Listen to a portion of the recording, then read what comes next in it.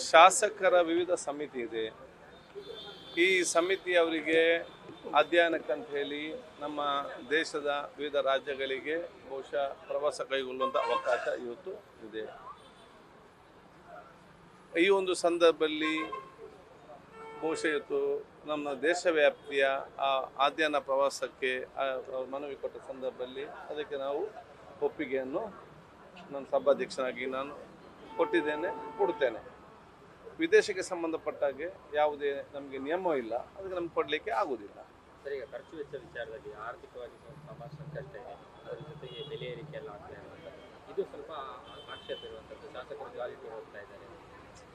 ನೋಡಿ, ರಾಜಕಾರಣಿಗಳು ಮತ್ತು ಜನಪ್ರತಿನಿಧಿಗಳು ಯಾವುದೇ ವಿಚಾರ ಬಂದಾಗ ಜನರ ಅಭಿಪ್ರಾಯ ಬರೋದು ಬೇರೆ ಸ್ವಾಭಾವಿಕ. ಬೇರೆ ಬೇರೆ ಅಭಿಪ್ರಾಯಗಳು ಬರ್ತದೆ, ವಿಚಾರಗಳು ಸರ್ಕಾರದನ್ನೆಲ್ಲ ಗಮನದಲ್ಲಿಟ್ಟುಕೊಂಡು ಬಹುಶಃ ಮುಂದಿನ ತೀರ್ಮಾನ ತಗೊಳ್ಳುವಂಥದ್ದು. ಸೊ ಈಗ ನಮಗೆ ಯಾವುದೇ ನಿಯಮದ ಅಡಿಯಲ್ಲಿ ವಿದೇಶಕ್ಕೆ ಸರ್ಕಾರದ ಖರ್ಚಿನಲ್ಲಿ ನಾವು ಕಲಿಸುವಂಥ ಒಂದು ಇದಿಲ್ಲ, ಯಾವುದು ನಮಗೆ ನಿಯಮ ಇಲ್ಲ, ಕಲಿಸ್ತಾ ಇಲ್ಲ. ಈಗ ಬೇರೆ ಬೇರೆಯವರಿಗೆ ಬೇರೆ ಬೇರೆ ವರ್ಗ ಅವಕಾಶ ಇದೆ.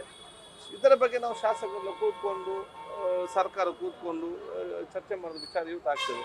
ಈಗ ಅಂತ ಯಾವುದೇ ವಿಚಾರ ಇಲ್ಲ, ಇದು ಚರ್ಚೆಯ ಒಂದು ವಿಷಯ ಕೂಡ ಅಲ್ಲ. ಅವರು ವೈಯಕ್ತಿಕ ಖರ್ಚಲ್ಲಿ ಹೋಗ್ತಾ ಇದ್ದಾರೆ. ಅದು ಅವರ ನೋಡಿ, ಅವರ ವೈಯಕ್ತಿಕ ಖರ್ಚಲ್ಲಿ ಯಾರಿಗೆ ಕೂಡ ಹೋಗ್ಬೋದು. ನೀವು ಶಾಸಕರನ್ನು ವೈರಿಗಳಂತೆ ಕಾಣಬೇಡಿ. ಶಾಸಕರನ್ನು ನಿಮ್ಮ ಸಹೋದರ ಮತ್ತು ನಿಮ್ಮ ಮಿತ್ರರಂತ ನೀವು ಕಾಣಿ. ಶಾಸಕರು ಪ್ರತಿಯೊಂದು ವಿಚಾರದಲ್ಲಿ ಕೂಡ ಯಾಕೆ ಇಷ್ಟೊಂದು ಕೋಪ ಎಲ್ಲರಿಗೂ ಕೂಡ ಅವರು ಸ್ವಂತ ಖರ್ಚಲ್ಲಿ ಕೂಡ ಹೋಗಬಾರ್ದು ಅಂತ ಹೇಳಿದರೆ ಹೇಗೆ? ಅಥವಾ ಅಧ್ಯಯನಕ್ಕೆ ಕೂಡ ನಾವು ಇವತ್ತು ಮಾಧ್ಯಮದವರನ್ನು ಹೋಗುವಂಥ ವಿದೇಶಕ್ಕೆ ಅಧ್ಯಯನಕ್ಕೆ ಹೋಗುವಂಥ ವಿಚಾರಗಳು ಇರ್ತದೆ. ಬೇರೆ ಬೇರೆ ಸರ್ಕಾರದ ಖರ್ಚಲ್ಲಿ ನಾನು ಹೇಳಿದ್ದೇನಲ್ಲ ಅಂತ ಯಾವುದೇ ಹೋಗುವುದಿಲ್ಲ. ಇದರಲ್ಲಿ ಸರ್ಕಾರದ ಖರ್ಚಿನಲ್ಲಿ ಬೇರೆ ಎಲ್ಲರೂ ಕೂಡ ಹೋಗ್ತಾರೆ. ಬೇರೆ ಯಾರು ಕೂಡ ಸರ್ಕಾರದ ಖರ್ಚಲ್ಲಿ ಹೋಗುವಾಗ ಯಾರಿಗೂ ಕೂಡ ನೋವಿಲ್ಲ. ಶಾಸಕರಿಗೆ ಹೋಗುವಾಗ ಎಲ್ಲರಿಗೂ ಕೂಡ ಸಣ್ಣ ನೋವು ಪ್ರಾರಂಭ ಆಗುವುದು, ಎಲ್ಲ ದೇಶಕ್ಕೆ ಮತ್ತು ರಾಜ್ಯಕ್ಕೆ ಕಷ್ಟಗಳು ಬರುವುದು, ಎಲ್ಲ ವಿಚಾರಗಳು ಶಾಸಕರ ಎಲ್ಲಿಗೆ ಹೋಗುವಾಗ ಶಾಸಕರು ಏನು ಸವಲತ್ತು ಕೊಡುವಾಗ ಎಲ್ಲರಿಗೂ ಕೂಡ ನೋವು ಪ್ರಾರಂಭ ಆಗ್ತದೆ. ಶಾಸಕರು ಕೂಡ ನಿಮಗೆ ಮನುಷ್ಯರು ಇದರಲ್ಲಿ. ಸೊ ಅವರನ್ನು ಯಾವಾಗಲೂ ಕೂಡ ಏನೋ ಒಂದು ಸವಲತ್ತು ಕೊಟ್ಟ ತಕ್ಷಣ ಅವರ ವೈರಿಗಳಿಗಂತೆ ಕಾಣೋದು ಬೇಡ. ಅವ್ರು ನಿಮ್ಮ ಮಿತ್ರರಂತೆ. ನಿಮ್ಮ ಕುಟುಂಬದಲ್ಲಿ ಒಬ್ಬರು ಶಾಸಕರಾಗಿದ್ದರೆ ಏನು ಪರಿಸ್ಥಿತಿ ಅಂತ ಅವರಿಗೆ ಗೊತ್ತು. ಬೆಳಿಗ್ಗಿಂದ ಸಂಜೆ ತನಕ ಅವರು ಜನಸಾಮಾನ್ಯ ಮಧ್ಯೆ ಕೆಲಸ ಮಾಡಿಕೊಂಡು ಬಹುಶಃ ಅವರಿಗೆ ಅವ್ರದ್ದೇ ಒಂದು ವ್ಯಾಪಾರವಾಗಲಿ, ಅವ್ರದ್ದೇ ಒಂದು ಪುರುಸೊತ್ತು ಇರುವುದಿಲ್ಲ. ಜನಸೇವೆ ಕೂಡ ಮಾಡಬೇಕು, ಸರ್ಕಾರ ಸವಲತ್ತು ಕೊಡಬಾರ್ದು. ಈ ರೀತಿ ಹೇಳಿದರೆ ಆಗ್ತದ? ನಾವು ಎಷ್ಟೋ ಸಲ ನಾವು ನೋಡಿದ್ದೇವೆ. ಅಧಿಕಾರದಲ್ಲಿದ್ದಾಗ ಪಾಪ ಇಡ್ತಾರೆ, ಗೊತ್ತಾಗೋದಿಲ್ಲ. ನಿವೃತ್ತಿ ಆದಾಗ ಅಥವಾ ಮಾಜಿ ಆದಾಗ ಆಸ್ಪತ್ರೆಗೆ ಅಡ್ಮಿಟ್ ಆಗಿ ಬಹುಶಃ ಅವರಿಗೆ ಡಿಸ್ಚಾರ್ಜ್ ಆಗಲಿಕ್ಕೆ ಅವ್ರ ಹತ್ರ ದುಡ್ಡಿನ ಕಷ್ಟಗಳು ಅಷ್ಟಿರ್ತದೆ. ಎಷ್ಟೋ ದೊಡ್ಡ ದೊಡ್ಡ ಮಂತ್ರಿಗಳು ಮತ್ತು ಶಾಸಕರು ಅವರು ಆಸ್ಪತ್ರೆಯಲ್ಲಿ ಮಾಜಿಯಾಗಿ ತೀರಿ ಹೋದಾಗ ಅವರ ದುಡ್ಡು ಕಟ್ಟದೆ ಅವ್ರನ್ನ ಆಸ್ಪತ್ರೆ ಬಿಡುಗಡೆ ಮಾಡದೆ 1 ಗಂಟೆ 2 ಗಂಟೆ 3 ಗಂಟೆ ಕಾಯಿಸಿದೆ. ಸೊ ಇದನ್ನೆಲ್ಲ ನಾವು ಕೂಡ ಅರ್ಥ ಮಾಡಿಕೊಳ್ಬೇಕು. ಎಷ್ಟೋ ಈ ಶಾಸಕರು ಜನಸೇವೆ ಮಾಡುವಾಗ ಬಸ್ಸಿನಲ್ಲಿ ಹೋಗಿ ತೀರೋದು ನಮ್ಮ ಕಣ್ಣಲ್ಲಿ ನೋಡಿದ್ದೇವೆ. ಸೊ ನಾನು ಕೇಳುವಂಥದ್ದು, ನೀವು ಶಾಸಕರನ್ನು ಮಿತ್ರರಾಗಿ ಕಾಣಿ. ಅವ್ರಿಗೇನು ಸಿಗ್ತದೆ? ನೀವು ಕೊಡುವಂಥ ಸಂಬಳ ಕರೆಕ್ಟ್ ನೀವು ಲೆಕ್ಕ ಹಾಕಿದರೆ ಅವರಿಗೆ ಹೋಗಿ ಬಲಿಗೆ ಡೀಸೆಲಿಗೆ ಸಾಕಾಗೋದಿಲ್ಲ. ಅವರ ಜೊತೆಯಲ್ಲಿ ಹೋದವರಿಗೆ ಅವರು ಕಾಪಿ ಕುಡಿಯುವಾಗ ಇವರೇ ತೆಗೆದು ಕೊಡಬೇಕಾಗ್ತದೆ. ಆ ಕಾಪಿ ಕುಡಲಿಕ್ಕೆ ಸಾಕಾಗೋದಿಲ್ಲ. ಶಾಸಕರ ಮನೆಗೆ ನಾನು ಕಷ್ಟದಲ್ಲಿ ನನ್ನ ಮಗಳಿಗೆ ಮದುವೆ ಮಾಡಬೇಕಂತ ಒಂದು ಸ್ವಲ್ಪ ಆದರೂ ಕೊಡಬೇಕು. ನನ್ನ ಮಗಳಿಗೆ ಫೀಸ್ ಇಲ್ಲ ಅಂತ ಹೇಳಿದಾಗ ಸ್ವಲ್ಪ ಆದರೂ ಕೊಡಬೇಕು. ನನ್ನ ಕುಟುಂಬದ ಆಸ್ಪತ್ರೆ ಇದ್ದಾಗ ಯಾಕೆ ಶಾಸಕರಿಗೇನು ಕೊಡಲೇಬಾರ್ದಾ? ಈ ರೀತಿ ಆದಾಗ ನಾನು ಹೇಳಿದ್ರು, ಶಾಸಕರನ್ನು ವೈರಿಯಾಗಿ ನೀವು ಕಾಣಬೇಡಿ. ನಿಮ್ಮ ಮಿತ್ರರಾಗಿ, ನಿಮ್ಮ ಕುಟುಂಬದ ಸಹೋದರಾಗಿ ನೀವು ಕಾಣಿ.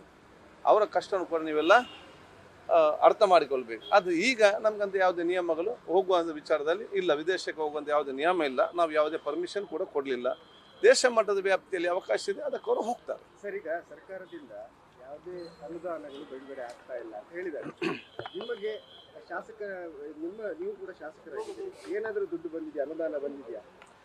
ನಾನು ಶಾಸಕರಾಗಿ ಸಭಾಧ್ಯಕ್ಷನಾಗಿದ್ದಾಗ ಆಗಿದ್ದೇನೆ. ನನಗೆ ಅನುದಾನ ಬಂದಿದೆ. ನಾನು ಸಭಾಧ್ಯಕ್ಷ ಸ್ಥಾನ ಕೂತ್ಕೊಳ್ಳುವಾಗ ನಾನು ಹೇಳಿದೆ, ನನಗೆ ಅಧಿಕಾರಕ್ಕಿಂತಲೂ ನನ್ನ ಕ್ಷೇತ್ರ ಅಭಿವೃದ್ಧಿ ನನಗೆ ಮುಖ್ಯ. ಸೊ ನಮಗೆ ಏನು ನಾವು ನಮ್ಮ ಬೇಡಿಕೆ ಭಾಳಷ್ಟಿದೆ. ಎಲ್ಲವೂ ಕೂಡ ಒಂದೇ ವರ್ಷದಲ್ಲಿ ಕೊಡಲಿಕ್ಕೆ ಅಂತ ಆಗುವುದಿಲ್ಲ. ಆದ ಕಾರಣ ನನ್ನ ಕ್ಷೇತ್ರ ವ್ಯಾಪ್ತಿಯಲ್ಲಿ ನಾನು ಏನೆಲ್ಲ ಅಭಿವೃದ್ಧಿ ಸಂಬಂಧಪಟ್ಟ ಕೇಳಿದ್ದೇನೆ ಹಂತವಾಗಿ ನನಗೆ ಅನುದಾನ ಬಿಡುಗಡೆ ಆಗಿದೆ. ನಾವು ಕೆಲಸ ಅತಿ ಶೀಘ್ರದಲ್ಲೇ ಪ್ರಾರಂಭ ಮಾಡ್ತೇವೆ ಮತ್ತು ನನಗೆ ವಿಶ್ವಾಸ ಇದೆ ಎಲ್ಲರಿಗೂ ಕೂಡ ಇವತ್ತು ಅಭಿವೃದ್ಧಿಗೆ ಸಂಬಂಧಪಟ್ಟಂತೆ ಅನುದಾನ ಬಿಡುಗಡೆ ಆಗಬಹುದು. ಈಗ ಮಟ್ಟಪಾಡಿ ಪ್ರದೇಶದಲ್ಲಿ ಇನ್ನೊಂದು ಮನೆ ಬಿದ್ದೋಗಿದೆ, ನೀವಲ್ಲಿ ಬಂದಿಲ್ಲ ಅನ್ನೋದೊಂದು ಆಕ್ರೋಶ ಅಲ್ಲಿ ಜನರಲ್ಲಿ. ನಾನು ಬಹುಶಃ ಅಲ್ಲಿ ಜನರ ಆಕ್ರೋಶ ಯಾವುದು ಕೂಡ ಇಲ್ಲ.